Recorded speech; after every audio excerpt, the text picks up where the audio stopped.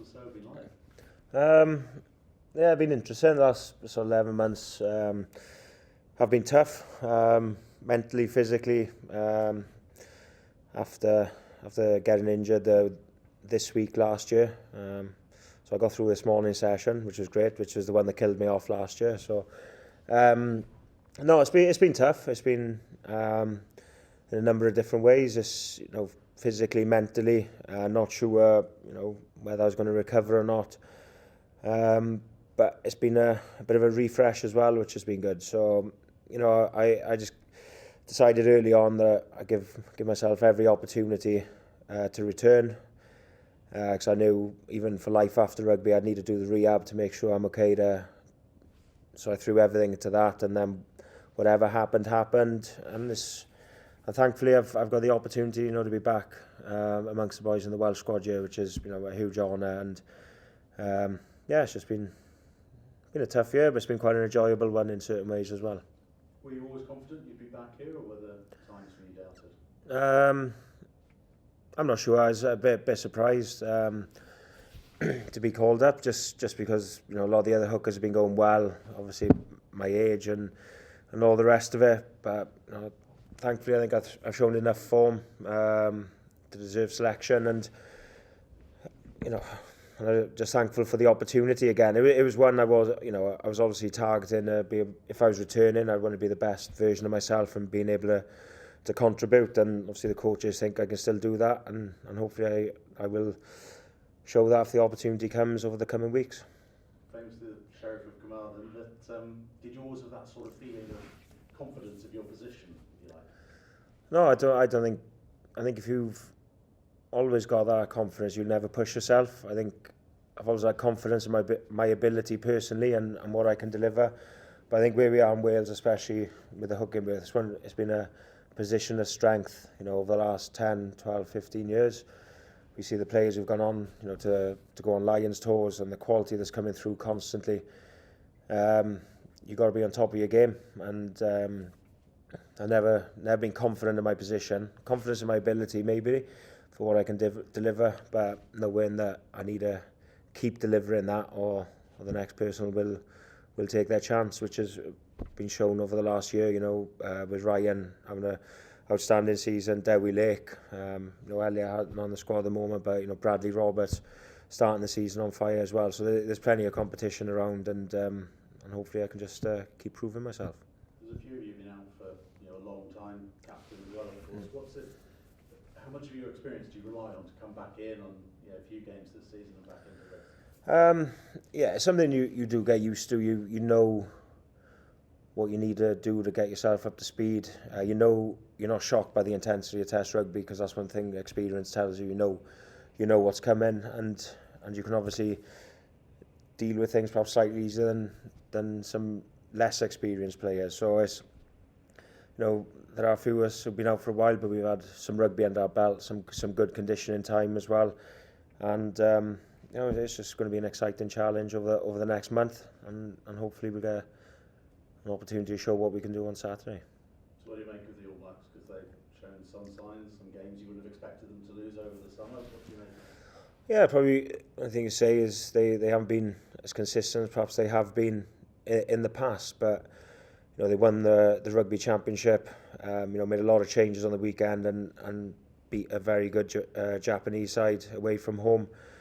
They've had a bit of transition, players, coaches as well, but they got such strength in depth. 3 experienced players have, 2 have gone home. I'm not sure what's happening with Brodie's red card, but then they're still able to call upon quality, and they're an outstanding team. They have been for the last, for as long as I can remember. They're the standard bearers, and I think they still are. They have had a bit of transition time over the last 2 years, but you've seen their quality, during the Rugby Championship, how they can bounce back from a setback and then produce quality performances.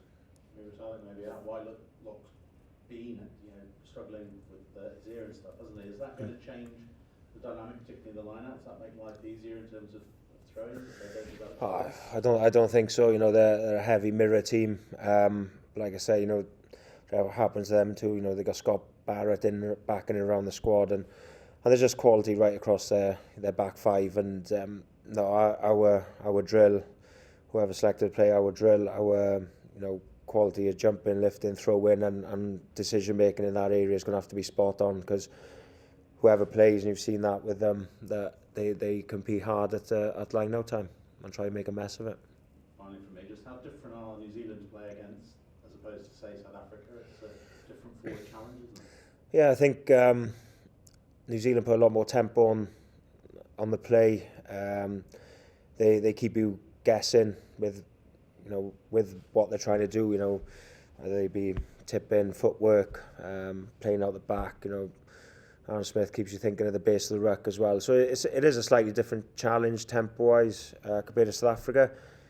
South Africa, different type of men, very big, very physical. You know what's coming, and it's very difficult to stop when they get it right. So they're two different challenges, but the principles of the defensive system don't really change, which is good. Ken, was there ever a point in the last year where you thought you might not get back? Yeah, a couple of times. But I think it was one of them. I didn't want to make the decision myself. I wanted to see what happened. Obviously, the surgeon, the medical advice was the nerve can take a long time. It'll take a bit of time. So there were certain times where I thought, do we keep going through it? But thankfully, I just tried to stay as positive as I could be and got on with it. What kept you going? I think it was, the biggest thing was probably the regret of if I'd made the decision, the regret in years to come of going, did I go too soon? And if I'd come back and I'd have known whether I was able to compete at this level or not. But I think it was making sure that I'd done everything in my power to come back before making that decision. And I think if I hadn't have done that, I think I'd have regretted it in years to come. You haven't played for Wales since March 2021. What does that mean to you, playing for Wales? It means a lot. It's always meant the world to me. Represented my country. I think the last time I played for Wales, we lost out in France, which was a Grand Slam decider, which still nags at the back of my head. And you probably don't appreciate things as much until it's taken away from you. And I think just trying to see if I would be good enough again to pull on the shirt. I just wanted to prove it to myself that I could do it, and this is the first step, getting back into the squad, and hopefully things go well and I prove myself and prove that I'm so good enough that I'll get an opportunity to pull on the three feathers again. And in a week where Llanelli are celebrating 50 years since they beat New Zealand, how special will be part of a Welsh squad that could beat the All Blacks?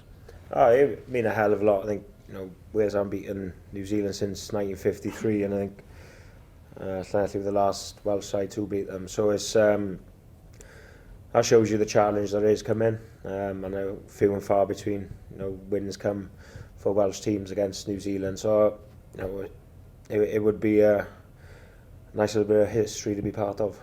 Okay. We've got time for one more from Ben. Going back to the All Blacks, Ken, after the game against Japan, there's been a bit of criticism from guys like Carlos Spencer and John Cohen calling the All Blacks phase attack predictable. I'm guessing as a squad, you're not expecting it to be predictable, are you? No, there'd be certain elements of their game against Japan they won't be happy with, but it'll be a focus point for them. New Zealand can win games comfortably, and there'll still be people criticising them because that's the level of expectation from the New Zealand public and ex-players alike.